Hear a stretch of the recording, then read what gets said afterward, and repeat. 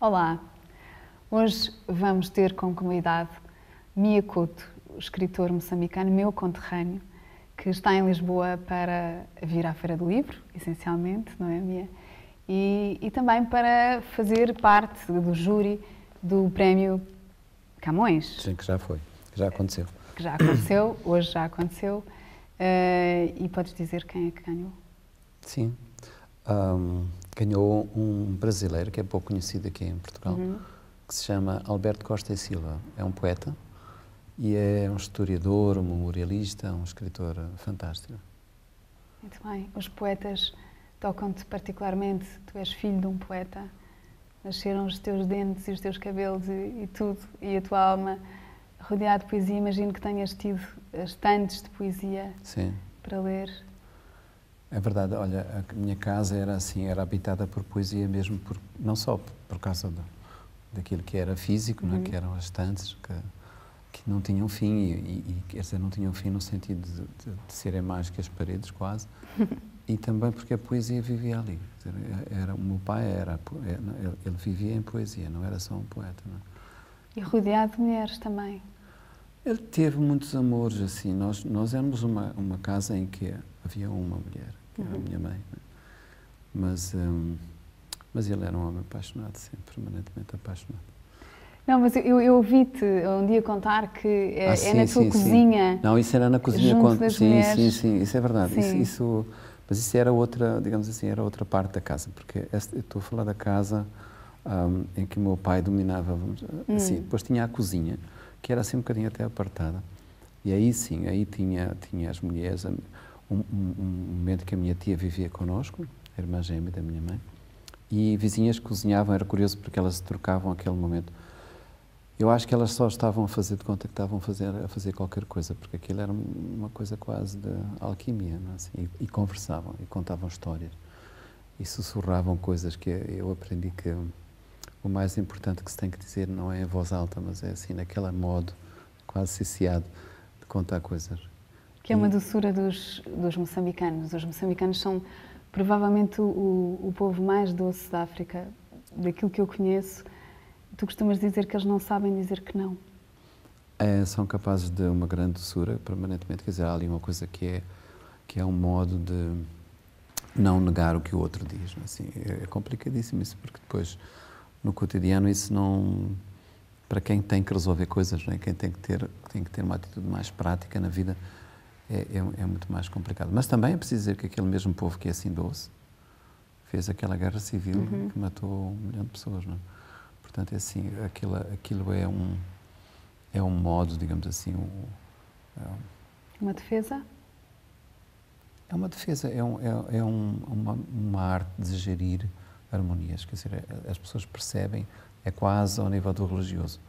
Ali a religião é a produção dessas sintonias com o visível, o não visível. Portanto, não é só uma coisa formal, é uma coisa que está interiorizada. É mais do que místico, é uma fé constante.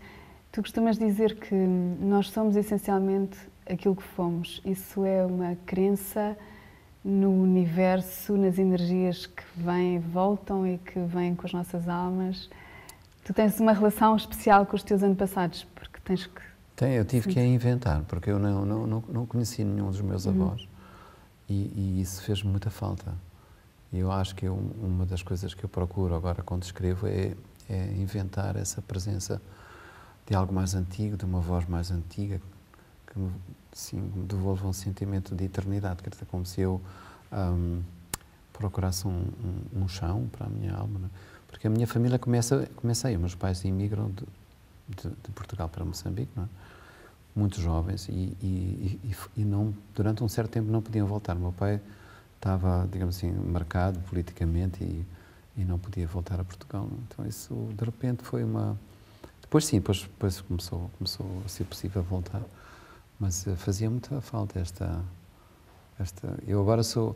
Assim, eu sou avô agora, tenho 3 netos, e como tenho dificuldade em ser avô, porque nunca aprendi, quer dizer, não tive. Mas és um novo pai, se calhar, não? Eu acho que depois, eu não sei. Usando e abusando, que é normalmente o que fazem. Exato, sim. Os avós. Eles sabem, quer dizer, se não sabemos nós, sabem eles Claro. como nos conduzir. Olha, esta história das mulheres é porque o teu último romance mais lido aqui em Portugal é A Confissão da Leoa, que começa precisamente por dizer que Deus foi mulher. E tu dás uma entrevista há uns tempos que diz que tu também foste mulher. Tu tens essa sensação ou foi... Não é uma coisa que se diz, é porque... Porque se eu me fiz poeta, foi sentado na cozinha em minha casa, rodeado de mulheres. Pronto. É verdade. Esta é a Essa é minha... verdade. Essas vozes que instigavam-me, eu percebia que havia ali numa coisa que, do lado dos homens, portanto, quando eu passava, e repara, havia poetas, não era só o meu pai. O meu pai vivia um círculo de gente que era, ou eram escritores, ou poetas, jornalistas, e quando eu me sentava desse outro lado, não era a mesma coisa, sabes? Porque as histórias, eles não sabiam contar histórias, quer dizer, e as mulheres, sim, viviam as histórias. E aquela coisa da oralidade. do segredo, sabe? Da oralidade e do segredo. Sim. Um certo mistério que depois, que ali, passava ali um ambiente assim, meio enigmático. Era preciso ir procurar o que cifrar. Estava. Sim. É aí que nascem, se calhar, as metáforas, não é? E as metonímias sim, e aquilo que depois... Acho que sim. Porque o meu pai, quer dizer, o que é curioso é que o meu pai era poeta e eles, digamos assim, ele ensinou-nos que a poesia não era um género literário, só era um olhar, era uma maneira de estar no mundo. E eu acho que isso passou para todos nós, mesmo sendo eu o único dos 3 irmãos que escreve poesia, mas os outros também percebem que que é preciso olhar para além da aparência, sabes, aquela coisa de procurar o que não é visível, o que é transcendente, isso ficou. Mas a minha mãe foi muito mais ativa nessa busca da história, de contar uma coisa com graça. E acho que isso eu tenho essa dívida com ela. Pois é.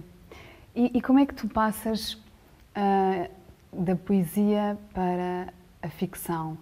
Eu sinto que há aí um condimento de jornalismo pelo meio. Tens razão. Não é? Sim. Eu acho que até ser jornalista, eu era poeta e estava bem só ali. E depois fui jornalista durante quase 12 anos. E fui jornalista de rádio, só não fui de televisão, mas fui de uma revista, fui de um jornal diário, de um vespertino, e aprendi uma coisa fantástica, que é a reportagem, a busca da pequena história, esse sentido imediato de contar qualquer coisa, esta ideia de que... Levar a notícia. É. O que significa que a voz que tu tens tem que ser a voz que é precisa para chegar ao outro, né? Assim, ali a presença do outro, um canal, exatamente. E isso marcou-me muito, foi uma grande escola. Ou seja, passa a vir mais realidade, não é? A partir do momento em que se sai um pouco dessa visceralidade da escrita poética, não é? Que é muito nós, os nossos universos. Sim. E passemos a ter, como tu dizes, o outro que nos escuta, que nos ouve. Com um sentido de urgência, quer dizer, tem que ser imediato aquilo. Não é? Isso preocupa-te quando escreves um livro, hoje em dia? Não, se tens o público ou se tens pois é preciso matar o mestre, não é? Assim, é preciso que o jornalismo fique distante. O jornalismo é importante como uma espécie de aprendizagem, há ali uma técnica que se aprende a fazer, enxugar o texto, não é? Mas depois é preciso não perceber que não se está a escrever sem essa presença, porque senão é muito condicionador. Assim. Tu és biólogo, em primeiro lugar, não é? Começaste por fazer medicina e hoje és biólogo. Exerces essa profissão também e dizes-te estou escritor, que é, imaginem alguém deste tamanho dizer que está só escritor, mas pronto, pode vir a ser se calhar, não sei, novamente poeta, provavelmente, sim. Não é? Também há ali uma... Mas a biologia dá-te uma oportunidade de teres aquilo que tu dizes que é não trabalhar, ou seja, o facto de poderes estar junto de populações, fazer investigação, andar a recolher dados, dá-te histórias, não é? Acaba por te... Sim. Bom, eu também confesso, às vezes distraído de trabalho também, não é? Assim, porque eu gosto do que eu faço como biólogo Só que essa minha presença, sobretudo porque eu trabalho muito no campo, então essa minha viagem por Moçambique inteiro é muito enriquecedora do ponto de vista do escritor. Mas de duas maneiras, se calhar, não é? Sim, primeiro porque eu estou com gente de outra cultura, de outras línguas, de outra raça, de outras religiões, e essa obriga-me a estar permanentemente fora de mim, quer dizer, assim, eu tenho que ir à busca dessa outra voz, né? Mas também porque a própria biologia, eu só gosto da biologia enquanto ela é pouco ciência. Ou seja, se tivesses que optar, é uma das perguntas que me foi feita hoje no Facebook. Eu coloquei a tua imagem no Facebook e sugeri que me fizessem perguntas que pudessem fazer pessoalmente. Há uma das perguntas que é: se tivesses que optar entre a ciência e a arte, o que é que farias? Não, porque a pergunta não está bem posta. É porque eu não os vejo assim. Eu não os vejo assim em campos opostos. Há uma arte na ciência e uma ciência na arte. Sim, mas acho que é mesmo, é verdade, porque a ciência, esta que eu gosto de fazer e que eu tenho crença, alguma crença, é essa que faz, assim, que está ansiosa para descobrir, mas para descobrir, digamos, que no limiar dessa descoberta há um novo mistério, assim, nós não queremos a descoberta, queremos o mistério seguinte. E ali a biologia para mim é fascinante porque me faz perceber que toda a visão que nós temos sobre nós tem que ser questionada, tem que ser reescrita. Pensamos que sabemos que somos humanos, etc. Uma série de certezas. E infelizmente isso é muito pouco falado da biologia, não é? Porque nós pensamos que estamos seguros, não é? Somos humanos, somos uma espécie bem clara, bem definida, não é? E de repente percebemos que essa ciência nos diz que não é exatamente assim, não é? Não somos só matéria. Não somos só humanos. A maior parte daquilo que é a nossa carga genética não é humana. Já fomos, é isso que tu dizes, porque já fomos. É isso exatamente, nos nossos genes estão ali imensas histórias. O registro fóssil de vírus, de bactérias, de material que a gente não percebe porque é que está lá. Menos de 2% dos nossos genes são genes especificamente humanos. Portanto, isso traz essa grande pergunta que nós somos realmente uma mistura de várias coisas e para sermos humanos temos que ser outras coisas também. Temos que ser não humanos. Não desumanos. Não, que não é ser desumanos, assim. Sim. Temos que ser outras coisas. Aprender que nós temos realmente uma enorme diversidade de outras coisas, de outros seres que nos vivem fundimos com o universo de alguma maneira e que devemos respeitá-lo para que ele, não é? What goes around comes around. É essa tal ideia da sintonia que falamos, dessa religiosidade que existe no moçambicano, não é? É feliz porque está em harmonia, porque conseguiu sintonia não só com o mundo dos vivos, mas o mundo dos mortos também. E tu dizes que não sabias viver num país onde não se falasse a língua portuguesa. O português é felizmente falado em muitos lugares do mundo. Os teus livros estão traduzidos em 20 países diferentes. Em quantas línguas, tens ideia? Nos 30, talvez. Sim. Incrível. E este teu africanês que se fala nos teus livros e que é tão sedutor e é tão fora, out of the box, não é? Como se costuma dizer, tão desparametrizado, tão sem obrigações, sem politicamente corretos, sem acordos ortográficos, sem sei lá o quê, e que toca tantas pessoas. Esse somatório todo, não é? De vivências com... Tu costumas dizer que não te sentes branco, que é muito engraçado também. Eu esqueço-me. Pois, claro, é natural. Às vezes lembro-me, né, assim, da minha raça, mas eu esqueço-me quase sempre que tenho raça. E agora adoraria esquecer que sou alguém, ou que sou biólogo, ou que sou escritora. Acho que a grande felicidade nasce da gente não dar muita importância a essa afirmação de quem somos, não é? Claro. Quando começa por ser afirmação já está errado, não é? Assim, ou é uma coisa que flui naturalmente. E nós somos tanta coisa ao mesmo tempo, não é? Eu tive um grande privilégio, sabes? Poder ter uma vida que me permitiu ser várias coisas ao mesmo tempo. Não é por mérito meu, é porque vivi num espaço que me deu essa possibilidade, não é? Que bom. E tu tinhas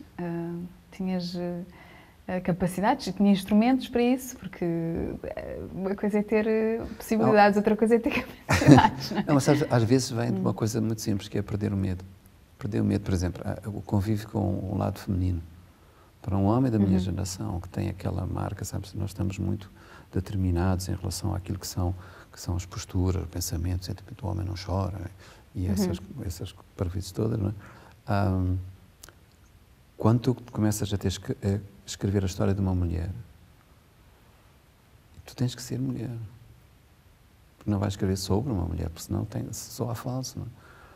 Como tens que ser um velho, se escreve sobre um velho, uma criança, se escreve sobre uma criança. Então, o que eu tive que fazer com o trabalho anterior, eu percebi que não era uma coisa de talento, sabes, não era uma coisa de inteligência, era o grande medo que eu tinha que vencer, de aceitar que dentro de mim estava essa tal mulher ou esse tal lado feminino. O que é que motiva a escrita? Uma necessidade de resolver problemas do mundo? Eu aí não chego lá. Eu acho que, para mim, não é isso. Quer dizer, é preciso ter muita força interior para se atirar para um livro. Um livro é uma dor. É, porque a escrita é um silêncio, é um retiro, é uma... Não é verdade isso. É uma coisa quase monacal. Não há ali Porquê é que a gente faz isso, não é? Assim, porque também é um fruto de um grande prazer, não é? E eu acho que eu comecei por escrever porque não é porque eu era capaz, é porque principalmente que eu era incapaz de fazer outras coisas. Eu era incapaz de viver. Assim, os meus irmãos eram felizes e abraçavam a vida e as namoradas, etc. E eu sonhava tudo. E então, a certa altura, eu percebi que o único universo que eu me restava era esse da história, da imaginação. Eu tinha 1000 namoradas imaginárias, não é assim?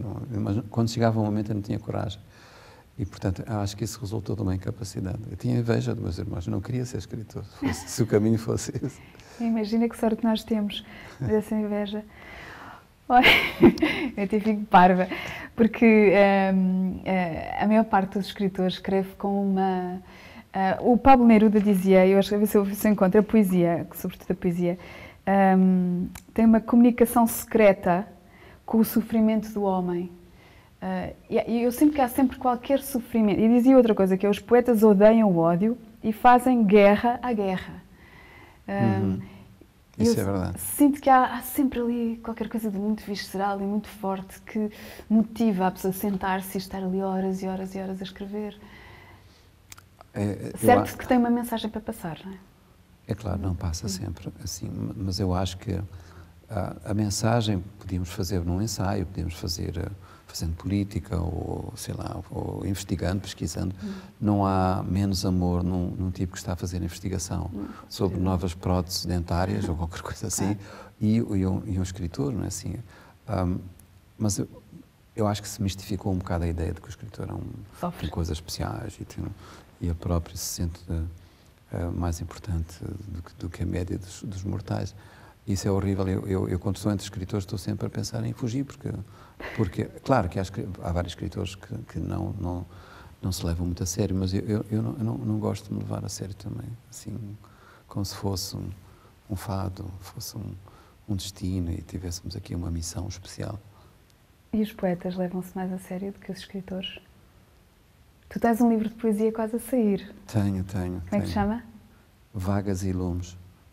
É composto por duas partes, as vagas, que são a parte mais do mar, da água, né? E o lume, que evidentemente que é aquilo que é mais incendiado, as grandes paixões, etc.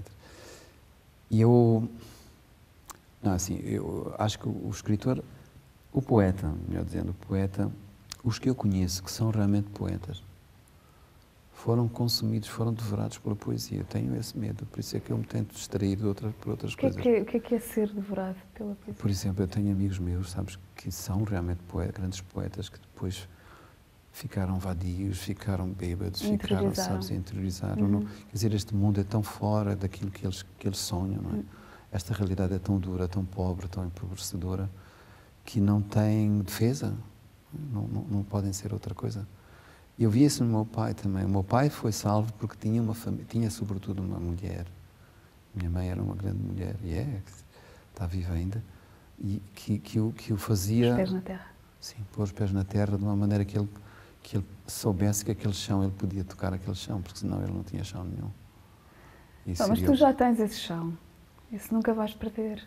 Não, é? eu, Alguém que já construiu 30 livros traduzidos em 20 países. Já... mas isso é um chão ilusório, sabes? Mas Às está vezes... sempre a puxar por ti. Sim, tá, é verdade, é verdade.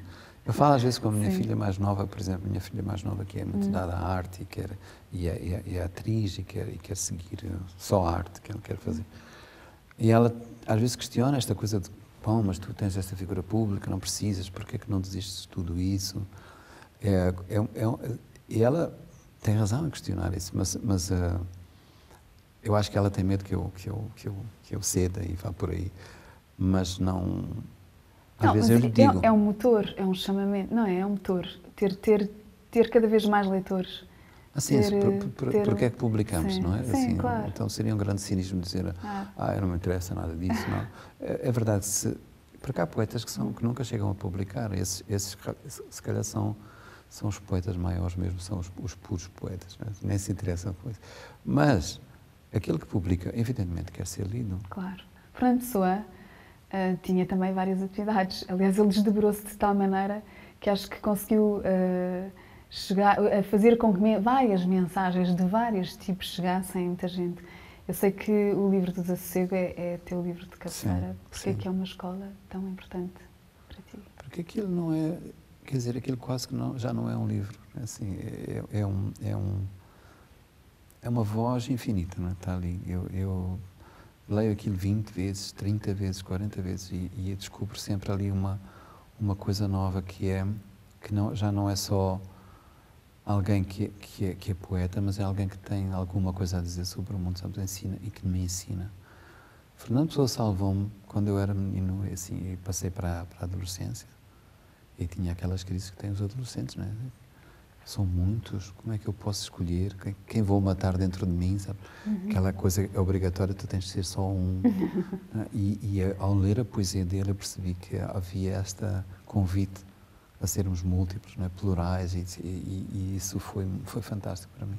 Pois, encaixou, não é? No momento certo eu percebi, portanto, não, por isso eu acho que realmente a poesia não é só um género literário, há uma sabedoria que só pode ser dita assim.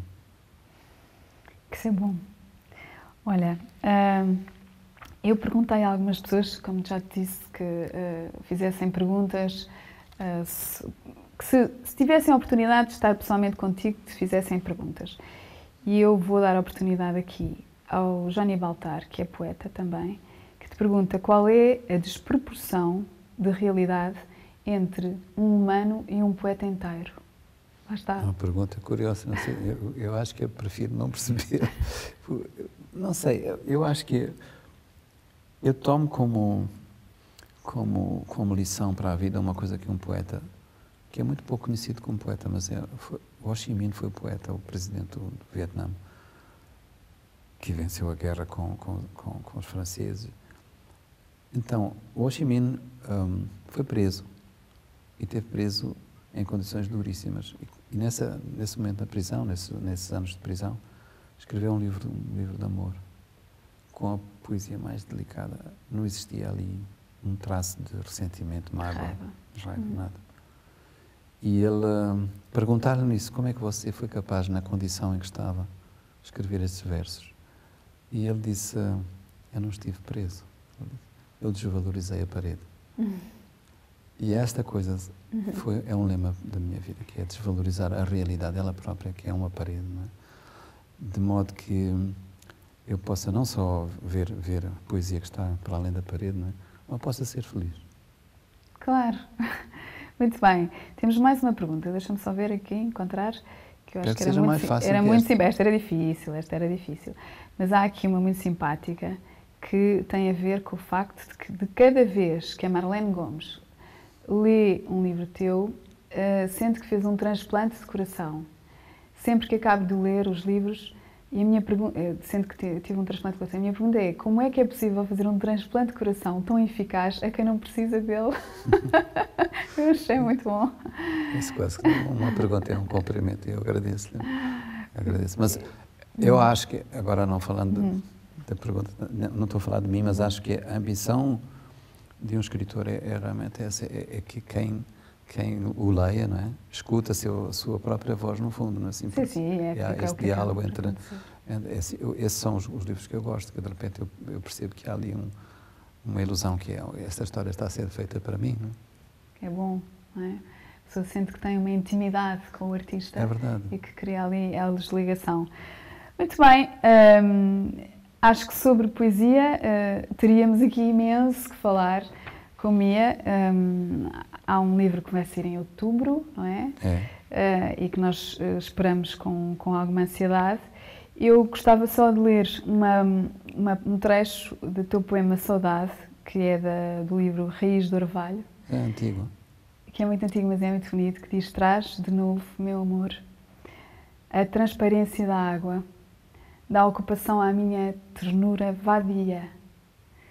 Mergulha os teus dedos no feitiço do meu peito e espanta na gruta funda de mim os animais que atormentam o meu sono. É quanto antigo, é porque isto é completamente novo, isto é sempre assim. É antigo porque foi feito... Eu não sei, eu publiquei esse livro quando eu tinha 30 anos, 30 e poucos anos, mas ele já estava feito há mais tempo, porque eu tive que esperar, porque estávamos na guerra e não se publicavam livros em Moçambique, então publicava-se um por ano.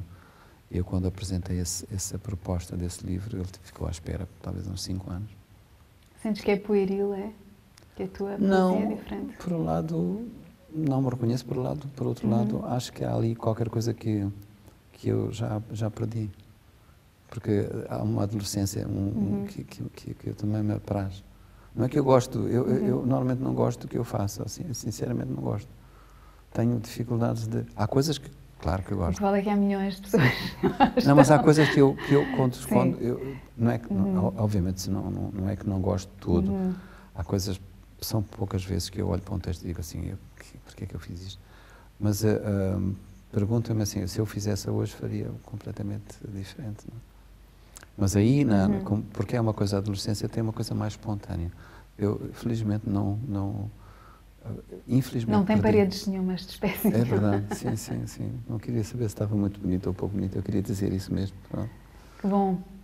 E acho que muito obrigado. Vamos deixar esta nossa conversa para continuar daqui a algum tempo, quando se calhar o livro estiver nas mãos dos portugueses e não só, para que possamos também desenvolver um bocadinho mais. Acho que já foi maravilhoso podermos debater um bocadinho contigo a poesia. Foi muito bom falar de poesia, sobretudo porque normalmente não é o assunto.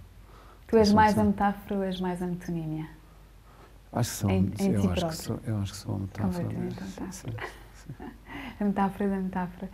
E descubra aí o que é que eu quis dizer com isto, que são tantas coisas. É verdade, é isso. O outro que faça essa complicidade nessa decifração das coisas. Não é? Obrigada por Ana, decifrares tão bem o nosso mundo e nos dares assim. Muito obrigado, Ana. Foi um prazer estar aqui mesmo.